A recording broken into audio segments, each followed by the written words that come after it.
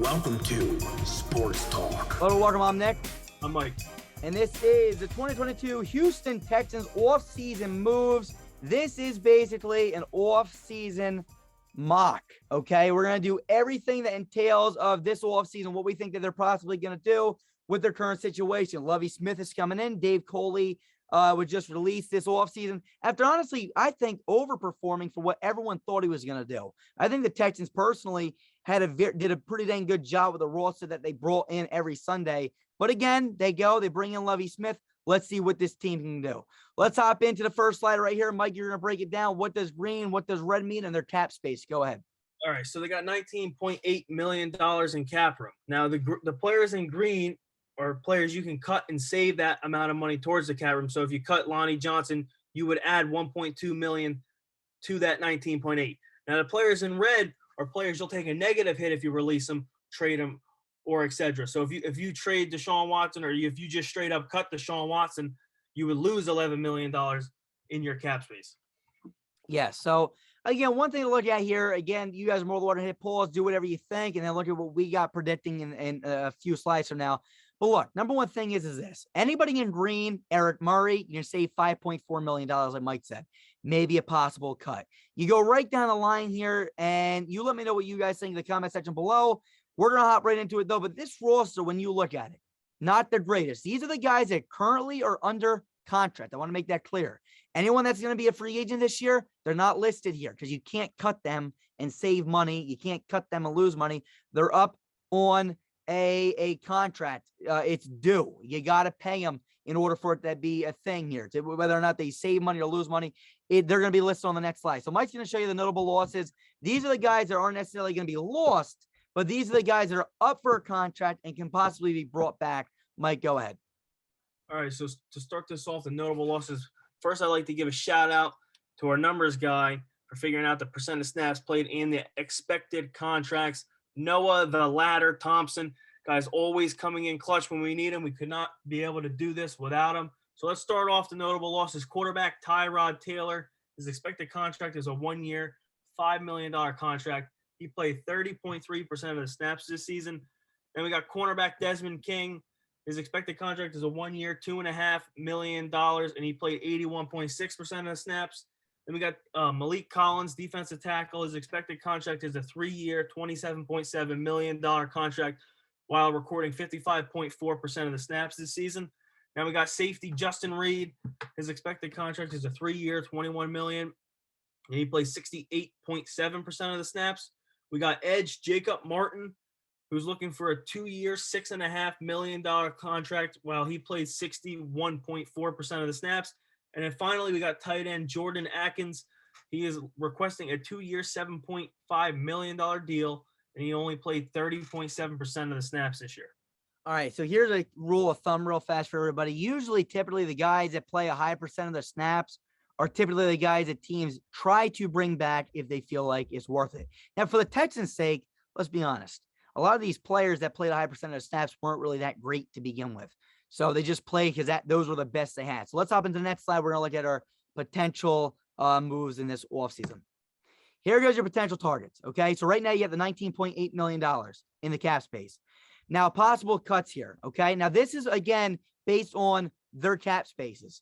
And one guy here, Brandon Cooks, we don't think he's necessarily going to be cut, okay? But through our panel, a few of the experts got him being traded, probably for a 4th, 5th round pick. We'll see what happens. They save $8.7 million with this, and they'll probably pick up a 4th or 5th round pick and save the cap space. Eric Murray, safety, they save $5.4 million. Terrence Mitchell, they saved $3.1 million. And Justin McCray, they saved $2.2 million.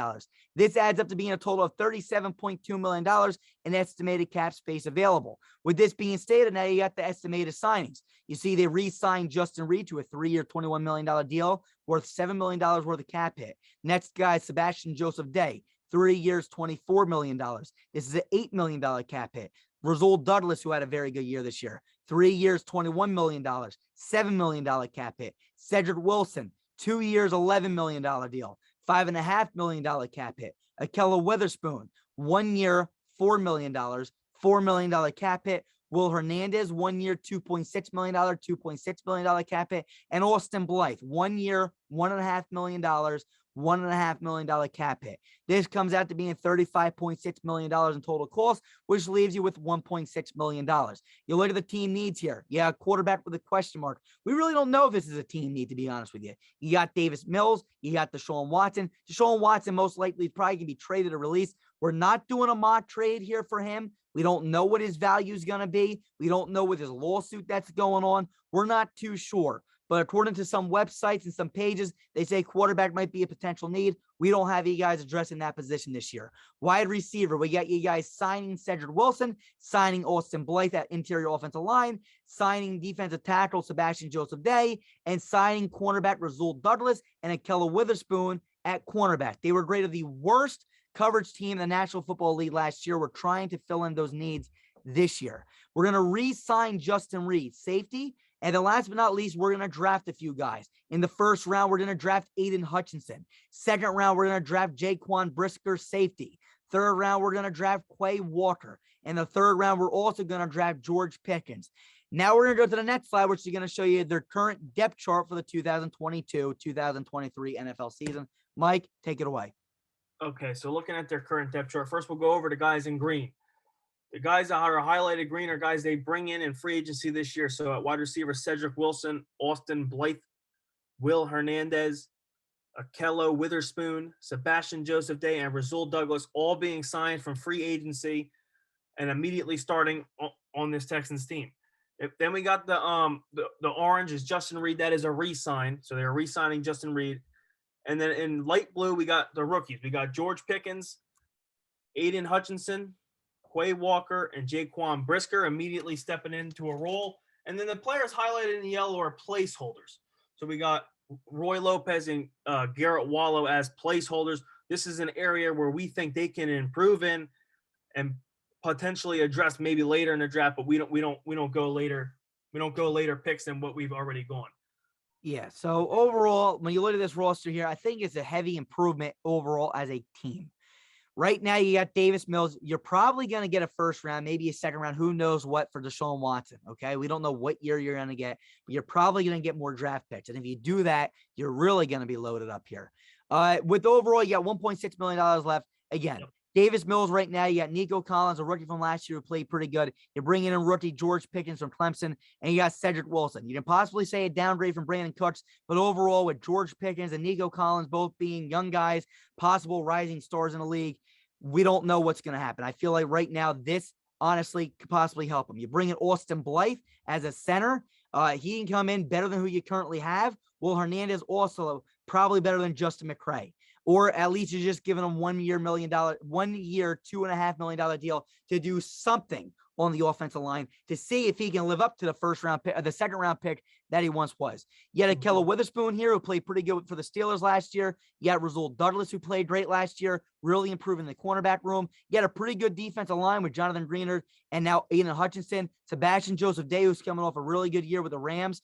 You got Quay Walker, a linebacker. Again, another really solid young stud, hopefully, coming out of college this year. Jaquan Brisker, you're bringing him in the second round. And Justin Reed, you're retaining him. Mike, what do you think about this team? What do you think the record's going to be under Coach Lovie Smith?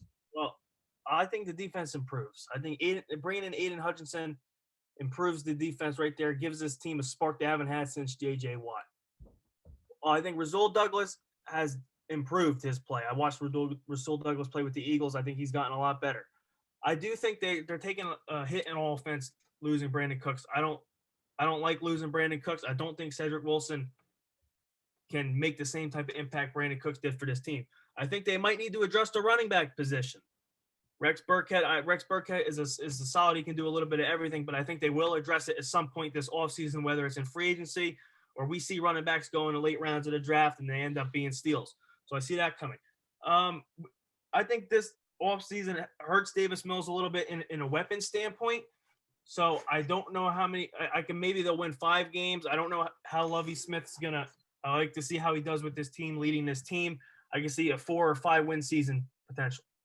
Yeah, for this video, for me, in my opinion, I mean, you got wide receivers. You're going to slight downgrade, I believe, as a number 1 receiver with with Brandon Cooks, but you're definitely upgrading the third position with George Pickens. You're upgrading your center, who you currently don't have one. You're upgrading your right guard, who you currently really don't have one besides Justin McCray, but he played absolutely horrible this year. Trying to get some potential out of Will Hernandez, who had a lot coming out of college. Sebastian Joseph Day, really good defensive tackle. Overall, I feel like the defense is seeing a huge upgrade. Offense, I feel like, in my opinion, I feel like you're getting a slight upgrade too, considering you're upgrading the offensive line and you're bringing in a rookie receiver and you're getting a slight downgrade with Cedric Wilson. But overall, as Mike said too, I do feel like they're going to address the running back position. They did just bring back Rex Burkhead, but I don't feel like that's going to shun them away from definitely getting somebody else, like possibly you got Cook coming out of the draft this year. So I'm saying, yeah, so they could possibly bring in James Cook. But overall, that's what it is. Let us know what you think in the comment section below. I feel like, again, this team might compete in some games. 4-5 wins really going to really come down, in my opinion, to Lovie Smith and see how he coaches his team. But that's it. Mike, say your final words. We are built better. See you guys soon. Peace.